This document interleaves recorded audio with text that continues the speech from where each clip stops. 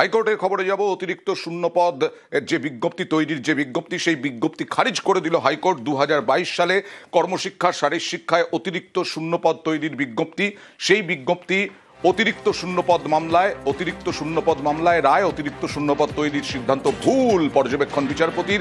আর কি বললেন কথা বলবো, প্রতিনিধি অর্ণবের সঙ্গে কথা বলবো। অর্ণব, দেখো, উচ্চ প্রাথমিক কর্মশিক্ষা ও শারীর শিক্ষা নিয়োগের জন্য একাধিক অপেক্ষমান তালিকায় থাকা যারা, তাদেরকে চাকরি দেওয়ার জন্য 1600 শূন্যপদ 1600 শূন্যপদ তৈরি করেছিল রাজ্য।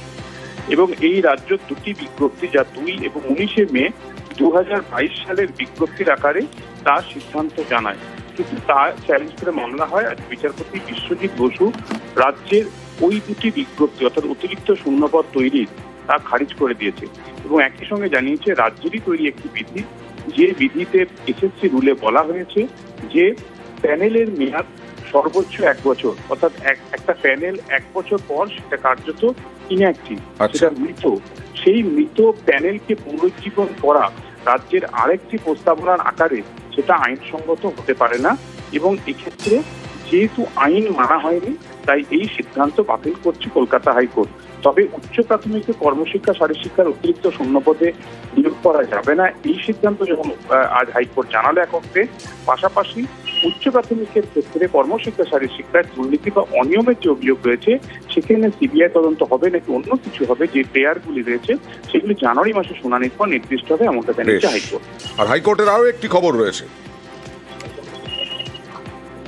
প্যানেলের ভ্যালিডিটি হচ্ছে 1 বছর। প্যানেলের ভ্যালিডিটি শেষ হয়ে যাওয়ার পরে এইভাবে পদ ক্রিয়েট করে তাদেরকে আবার সেই প্যানেলকে বাঁচিয়ে তাদেরকে আবার চাকরি দেওয়া, এটা আইনসঙ্গত নয়।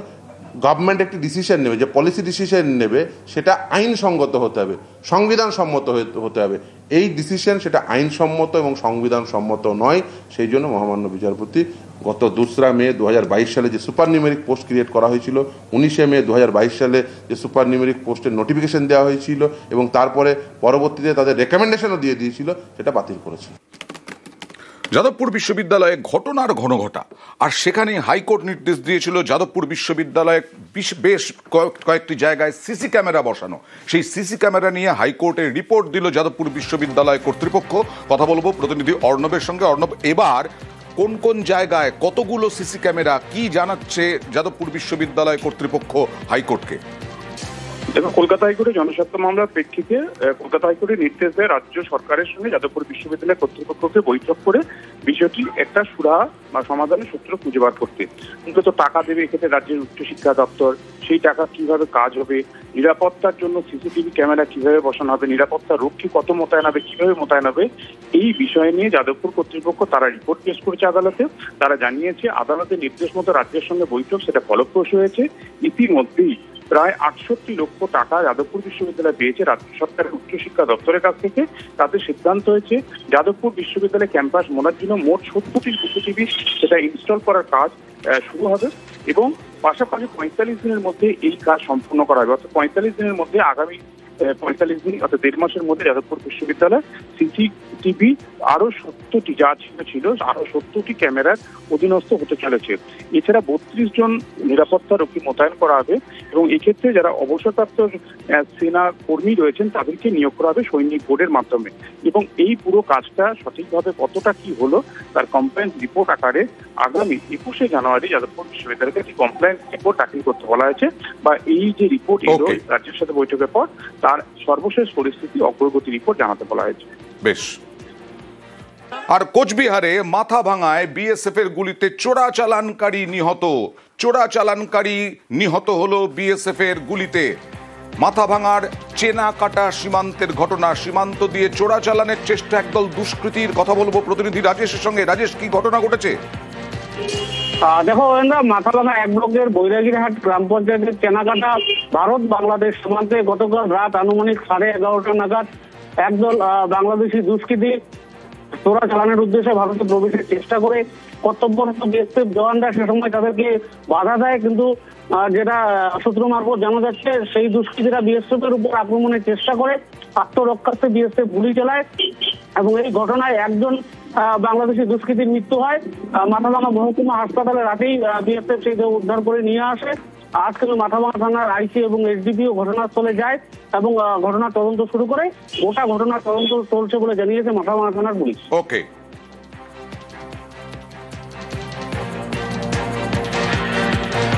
আজকেও অগ্নি শর্মা বিজেপি বিধায়ক অগ্নিমিত্রা পল আজকে একেবারে দামোদরের বালি পাচার নিয়ে বিক্ষোভ দেখালেন, ডাম্পার আটকালেন, বালি পাচার হচ্ছে এই অভিযোগ করলেন। বালিঘাটে গিয়ে অগ্নি শর্মা অগ্নিমিত্রা, দেখুন কতজনের প্রাণ গেল, কতজনের প্রাণ গেছে, আর দামোদরকে শেষ করে দিয়েছে। 3,500-4 হাজার টাকা করে বালি কিনতে হচ্ছে। এই বুড়ো গাড়ি চলে যাচ্ছে কলকাতা, এই বড় বড় গাড়ি গ্রামের রাস্তা দিয়ে কলকাতা যাচ্ছে, লোকাল লোকেরা বালি পাচ্ছে না, আমাদের আসানসোলকে শেষ করে দিচ্ছে। সব ট্রাকে চাবি নে, তাড়াতাড়ি যা, জলদি যা তুম লোক, সব ট্রাকে চাবি লো। पूरा सेटिंग पूरा सजा करा रहे हैं ना, সেটা আপনি আপনার মতো করুন, কিন্তু এটা তো লিগ্যাল ঘাটের মাল। सजा करा रहे हैं। এটা লিগ্যাল ঘাটের মাল। আমি তর্ক করছি না আপনার সাথে, আমি ফ্যাক্টটা বলছি।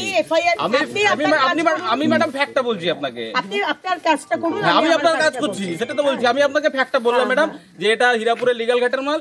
যদি আপনার চালান দেখান, সেটার জন্য সময় লাগবে। কথা বলবো প্রতিনিধি দীপকের সঙ্গে। দীপক, এই পুলিশ অফিসার যখন বলছেন, তিনি বলছেন এটা লিগ্যাল ঘাট আছে, মানে বালি তোলার অনুমতি আছে।